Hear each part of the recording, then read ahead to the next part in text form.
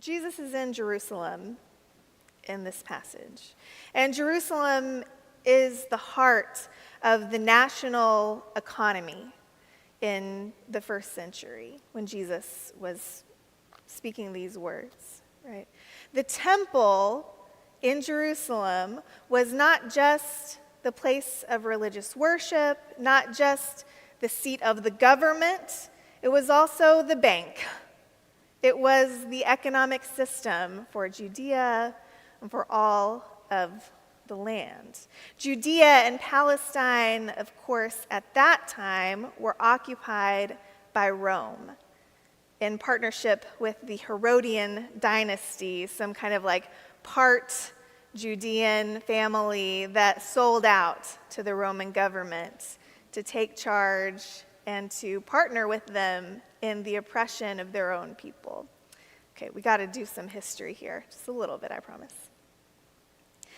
They are taxing and extorting Judeans to fund Roman expansion and wars and to do big building projects. Herod the Great, who we know from the Nativity story, was most well known perhaps, besides for being absolutely crazy, for renovating the Second Temple. He's making the temple great again, right? He is doing this with the help of folks that have wealth and power that have become collaborators with Herod and with Rome, or at the very least accommodators to this system of oppression that we've talked about in the past weeks. And the regular folks were made destitute, particularly the poor. The economic disparity was very intense. And we see that throughout Jesus' gospel, right? But we see it in the passage just before today's passage. If you just zip up a little bit or back the page before, you'll see Jesus in Jerusalem pointing at the religious political leaders and saying, watch out for those guys. They want the nice clothes and the good seats, but they will devour widows' houses to get them. He then immediately points at a widow who is giving her last 2 coins to the temple. You remember this scene where he says, look at the rich folks giving all this money, and look at this poor widow who gives all she's got. Her gift is worth far more. But this isn't a scene glorifying the widow's gift. It's a scene pointing out the absurdity of that, the oppression of this system, right? And so it's no surprise that during this time period that we're talking about 100 years before, during, and after Jesus' life, that time period is marked by revolts and revolutions all the time. One really great example is the Jewish revolts in 66 after Jesus' story takes place, where the revolutionaries storm the temple, and do you know what they do? They find the debt records and they burn them. This is an economic revolution. Those debt records were kept at the temple to protect them from having to be dismissed. So there are religious laws saying that in the year of Jubilee you have to release your personal debts. But if the temple holds them, that's a different system. And so the temple is complicit in keeping people enslaved to debt. So the revolutionaries go there to burn the debt records. So this is the context that we're in, right? Economic oppression, popular unrest. The people are getting poorer while the temple is getting fancier. Perhaps they're building a ballroom in place of the east wing of the temple. Perhaps they're covering things in gaudy gold fixtures. This is when Jesus' life and ministry is happening, right in the middle of this context, between the beginning of the Roman occupation and the destruction of the temple, which does happen, right? Jesus talks about it here, but it happens later in 70 CE. Jesus' life is in this middle liminal space. And his life and ministry is a part of the reaction against that system, a revolt against that empire, and specifically against the unholy union of empire and religion, right, that we know a lot about in our context. This is why the leaders in Jerusalem are terrified of Jesus. Not because he's a nice guy, right? They put him to death, but they want him killed because he's a threat to their economic system. He's a threat to the empire, just like the other revolutionaries that we read about at the time period. Even in Scripture, we see another one, Barabbas, that we read about in Lent usually. And so the system is always on high alert. When they see somebody out in the wilderness, out in Galilee with crowds following him, preaching a different kind of economic system, that is a problem for them. Our passage today that we read is at the end of Luke. Jesus is in Jerusalem for one of the last times. And throughout the gospel, he's been feeding and healing and teaching the poor folks out in the country, right? And now, when he gets to the city, what does he do immediately? He flips the tables of the money changers, right? This is a direct action against the economy, against the bank system that is the temple. He starts calling out religious and political leaders, calling them names. He starts, in today's story, predicting the destruction of the temple, of the whole system. The pastoral and the prophetic, the pastoral and the political are two sides of the same coin for Jesus. Depends on who he's talking to, right? Depends on where he is. Jesus says he came to bring good news to the poor, and part of that good news, a big part of that good news, is the destruction of systems that are built by and for the wealthy, at the expense of the poor, at the expense of everyone, right? And so we see today Jesus' disciples in Jerusalem with him, and we see it really literally when they start looking at the temple. And we don't really know exactly what's going through their minds. Maybe they're admiring the big stones, beautiful stones, the gifts that have been given, or maybe they're disgusted at the extravagance. We don't know, but they're looking at the beautiful stones and gifts dedicated to God, which we should see as extravagant public gifts in return for extravagant favors, right? We see it in our world all the time. A gift to the university, you get your name on the building, and your grandkid, who maybe isn't qualified in, right? A gift to a politician that comes with strings attached. A gift to renovate the White House, right? Of course, favors are expected in return. That's what they're looking at when they're looking at these beautiful things adorning the temple. And Jesus says, this will all be thrown down. Not one of those stones will remain on another, no matter how pretty it is, no matter whose name is on it.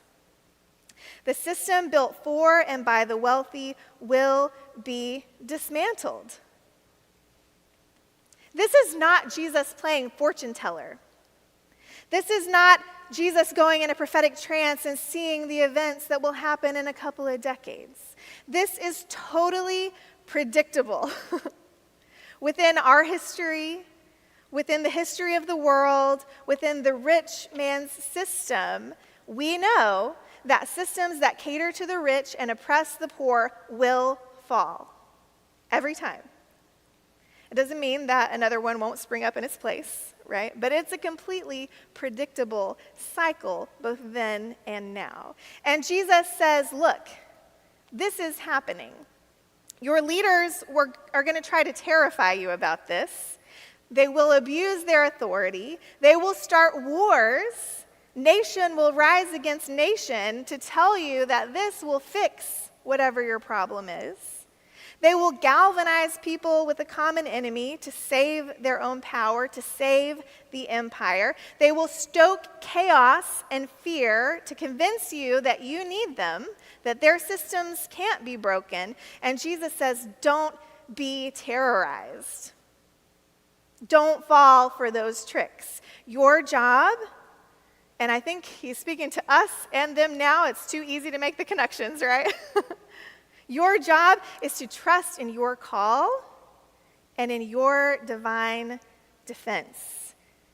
The community that Jesus creates stands in direct opposition to the economic system, to the power system of Jesus' day and our day, because Jesus creates communities where you cannot buy influence, where you are all cared for equally, where violence is not glorified, it's not even tolerated, where hierarchies based on wealth or birth or race or gender are unmasked as absurd.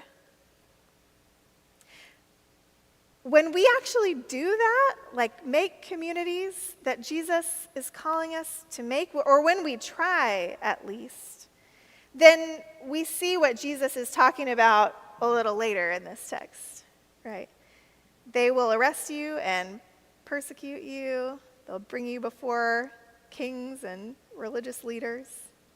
We saw that this week with clergy in Chicago who were attempting to pray for and visit those migrants who were imprisoned, kidnapped off the street and detained in unsafe and unsanitary conditions. When they tried to visit and pray for them, they were met with state force. They were arrested, met with violence. We've seen it in our history, churches like ours that insist on welcoming and celebrating all people get crazy protesters outside spewing hate. We've seen it in our community more recently when students across the street called for an end to war and an end to genocide and at least an end to our participation in it. And they were pepper sprayed across the street from us. They were arrested and are still dealing with disciplinary actions against them. Many of you know what Jesus means when he talks about your family betraying you. And many of you are gearing up for this as we get ready for the holiday season, I know. We see this all the time when we try to create the community that Jesus created. It goes for us like it went for him, so it shouldn't be much of a surprise. But this is discipleship, Jesus says. Despite the chaos of empire, following in Jesus' way, creating anti-empire communities. And that's what we're trying to do now. That's what the church should be, right? We're trying to do that imperfectly here. That's what Jesus' followers have been trying to do imperfectly since his resurrection.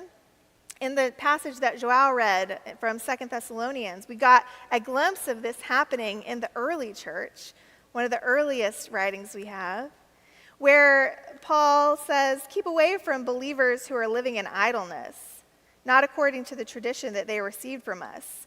And he says that quote that I'm sure you've heard used before, anyone unwilling to work should not eat. But you've probably heard that like as a threat against poor people, right? Like we shouldn't do welfare because anyone that isn't willing to work shouldn't eat. But that's not how it would have been heard in the early church. This does not have poor folks in mind. It has wealthy folks in mind. They were not used to having to work.